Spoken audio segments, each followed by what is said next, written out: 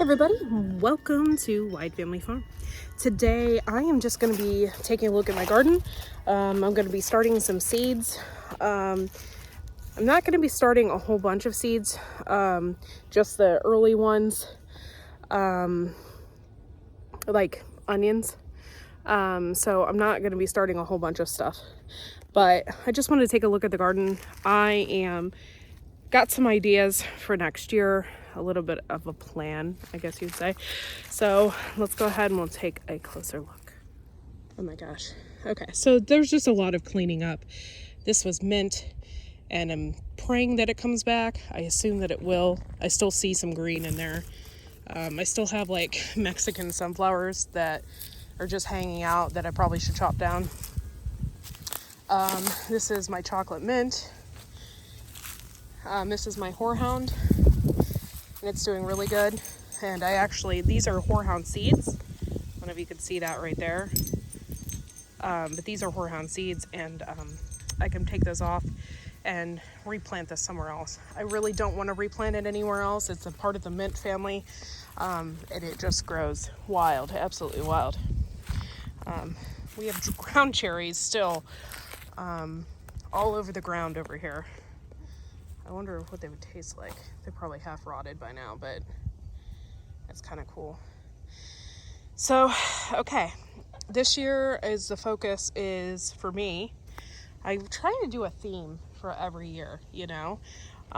This year is going to be survival gardening. So I'm going to see how much of the survival foods I can grow. So you can't plant tomatoes in the same spot every year. Well, you shouldn't, to avoid blight issues and fungus and everything else. And I had tomatoes here. So what I'm thinking about doing is planting my peas. So I was thinking about planting peas along in here and peas there as well. And hopefully that'll also help the soil. Peas are a nitrogen fixer, and they help the soil. So then over here, then I plan on doing the tomatoes. And I have a ton more seeds, so I need to figure out, either we need to expand the garden, which is not a choice, or I need to figure out where exactly I'm gonna do these tomatoes. I'm thinking here, but I'm not quite sure yet. We just have a lot of stuff that we need to rework in here. These beds had manure on them, and they're ready to go. Over here, got turkeys talking to me. Over here was my asparagus bed, and you can still see I have asparagus in here. I let it go to seed. The first year when you plant it, you have to let it go to seed. It's a 2-year type of thing. I already had asparagus in here, but it wasn't enough. It was maybe I'd got like 3 of them, and you can see here like it grew up and out. Oh, look, Mr. Willie, I didn't kill this mint. I had killed the mint in here previously, and I didn't know why, and it's because I think I disturbed the roots. And so I got more mint, and I planted it in here, and it's still growing. And in fact, it's growing on the ground, where I didn't want it there, but whatever. Can't complain. It's surviving. So over here then is all of our raspberry bushes. They need to be cut back in March. And then here is another bed. It needs to be cleaned out. But FYI, Bok Choy is very hardy. And this Bok Choy here is still growing. It's a cabbage variety, and it will pretty much last all winter. And it's not covered or anything like that. So it's pretty good stuff. So if you're interested in something that's going to a fresh green that lasts all winter, it's going to be Bok Choy. It's been really cold, and that is still alive.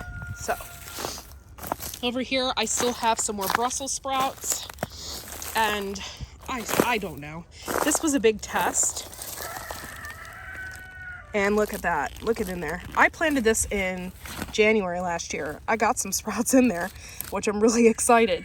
Over there was another test. I was told that you need to cut it down. I did get some sprouts on there, but it's not anything big. The leaves on this, however, this is like hardcore. This isn't going anywhere. You'd have to like use an axe to chop it down. But you can see here that I got some sprouts. And I'm excited about that. So I'm gonna have to go in there and maybe check and see. But you got little cabbages. Look at that. That's exciting. That took forever to produce that. Over here, still have my rainbow Swiss chard in there. This is my carrot bed. This is my winter carrot bed. And I left my carrots in the ground. And there was a reason for that. I left them in the ground so in the spring I could pull them and eat them. And they look like they're doing great. They're still in the ground. They're doing good. The greens are still green. And it's looking pretty good. So that's awesome.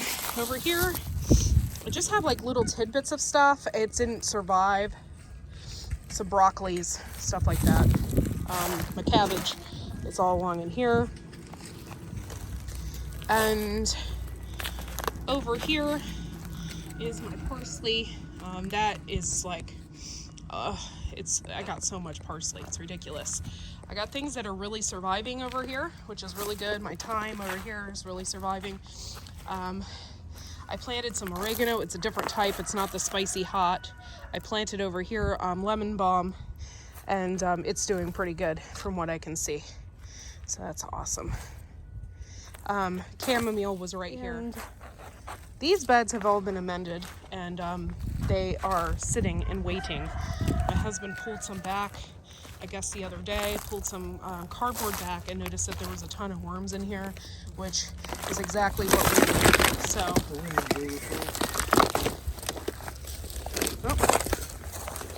it's all right. And, yeah. We did a soil test. I don't know if you guys remember that video, but we did a soil test, and the soil that we had bought was crap. It was not good. We didn't know that.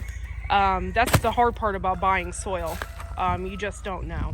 So we bought some soil. It wasn't very good. We did a soil test. There was like nothing in it. So my husband came out here, Dustin did, and put fresh grass in here, leaves, stuff like that. So he put some of that in there, and we got ash in there from the fireplace and everything else. So we dumped a ton of that kind of stuff in these beds and got a ton of leaves over in here. So we're working on it, you know. These beds were new, and I was surprised that we got what we got out of them. I kind of went full force because of shed wars, and I'm just happy that we got what we got. So sounds good to me. The birds are all doing okay. As you can see over there, I've got my turkeys like going crazy, and they're all fanned out because they're getting ready for breeding season. And yeah. And I got some leghorns chilling. What's up, leghorn? Okay, so I'm sitting here warming up a little bit because I am an absolute sissy when it comes to being cold. So, can't help it, I guess. So basically what I'm going to be doing is I'm going to be talking about my survival garden and what exactly I have plans for that. So let's go ahead and get started. Okay, so today I'm here to talk about survival gardening. That's going to be my theme this year with what I'm doing. So I'm going to talk about my charts, and I'm going to talk about something that's super, super, super important for the gardening world, and that is this Clyde's Garden Planner. If you don't have one of these, I highly suggest getting one, especially if you are a new gardener. This Clyde's Garden Planner really saved me some major steps, especially in shed wars this last year. I learned a lot. So basically what you do is you go on Google, you type in when is my last frost date, Okay, so it will pop up something, Farmer's Almanac, for instance. You type in your zip code, and it will give you the last frost date for your region. And at that point, mine is May 2nd, which last year it was May 8th. So there's not really a whole lot of a difference there. So I'm going to still continue to use the chart that I used last year. And this is my chart right here. I know it's ridiculous. It's huge. But it really helped me with shed boars last year, and it helped me get everything in the ground. So I have the fall and I have the spring.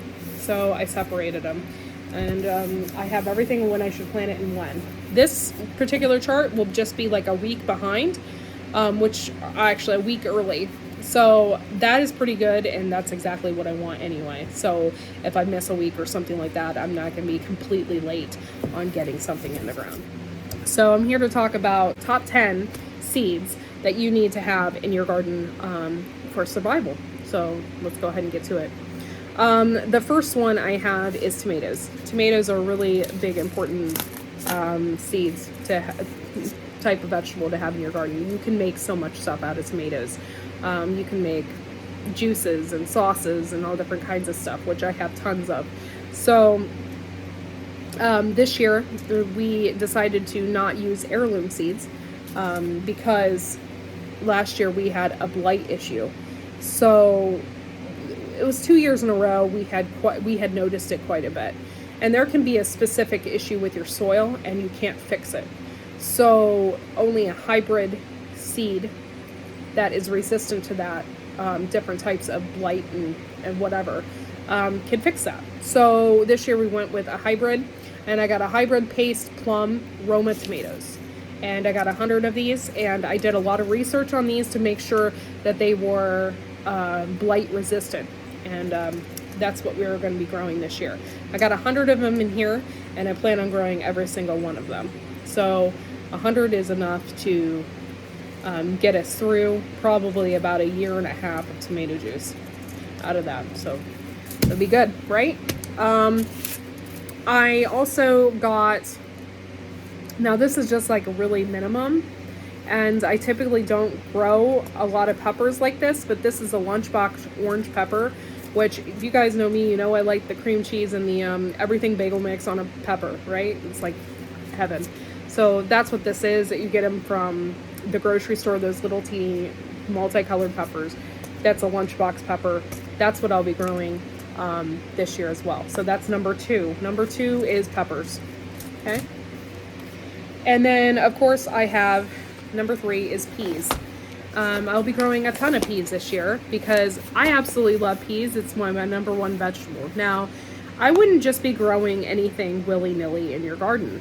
It's okay, I guess, if you want to experiment on stuff or you want to try something different, that's fine. But don't be growing stuff willy-nilly, because what if you don't like it and then you end up with like 100 pounds of squash and you don't know what to do with it, and you basically wasted all of that food. So don't just be, throwing stuff in the ground and whatever. I absolutely love peas. I know my family will eat them. We went through, I had saved a ton of seeds in freezer bags, and we went through them in like a month because I didn't have that many. And so I was really kicking myself in the butt. I'm like, we got to plant some peas. So I bought a whole pound. So we have a specific way we put these in the ground. And this is going to be really good for us. So I can't wait to grow these peas. So the 4th one here is, this is a cabbage, but this is also called Dinosaur Kale. Kale is a really good thing for survival gardening. However, it's not something that you can just straight up live off of. I'm just going to grow nothing but kale and eat kale. You will die. Not only will you die, but you just will get so sick of eating one thing and one thing only. I know I would.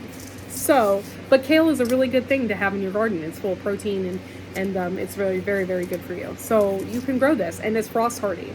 So if you need greens in the wintertime or something like that, this will be great for you. There's also a couple other variety vegetables. So I'm thinking radishes. Radishes are really good. Carrots you can overwinter. Cucumbers. I love cucumbers, and I did a lot of research on cucumbers to get a heat resistant one, because I had noticed that when I was growing cucumbers that in the middle of the freaking summer, they would just completely die out, and it would make me so mad, because that's the time you want a cucumber for your salad or for whatever. So I researched Ashley cucumbers, and that's what I grew last year, and they basically went clear into the fall. So I will be planting cucumbers. Swiss chard is another one that is going to be really good for you, and it's really easy to grow. Beets. Beets are one that is also a survival food, and it's really also easy to grow. And summer squash. Now, there's different types of squashes and stuff like that. Do some research, find out which squash you would like to grow and what it tastes like. Maybe go to the grocery store and pick one out and say, I really like this squash. I want to grow this in my garden. Something like that. Don't waste the food. Bok choy, I know I had showed that previously. Bok choy is really hardy. It is a smaller type of cabbage leaf. You can put it in stir fries. You can make a bunch of stuff out of it. So bok choy is definitely something that I would be putting in my garden. And I did, and it never dies. It comes back every year. So that is just something that I will be planting. This is my list of the top 10 survival foods that you should be planting in your garden. Okay, so thanks for watching, guys. Make sure to like and subscribe to our channel. I hope you liked the first video of this year. I haven't been doing a whole lot of videos, so this is exciting for me. So I hope you liked the top 10 survival foods that you could grow in your garden this year. Thanks for watching, and we'll see you next time.